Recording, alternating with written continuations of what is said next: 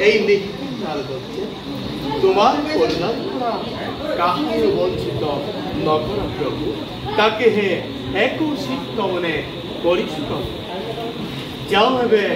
প্রভু দর্শনের হেতু দ্বারকা প্রভু ভগবন্ত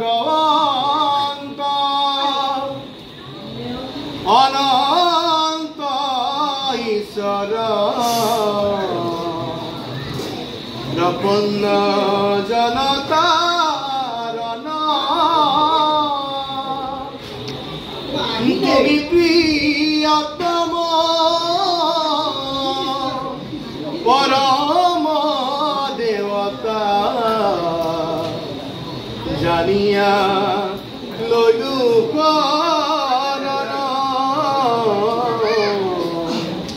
জানিয়া লইলু প্রভু ভগবন্ত অনন্ত ঈশ্বর প্রপন্ন জনতার তুমি প্রিয়তম পরম দেবতা জানিয়া লয়ু জানিয়া লয়ু ও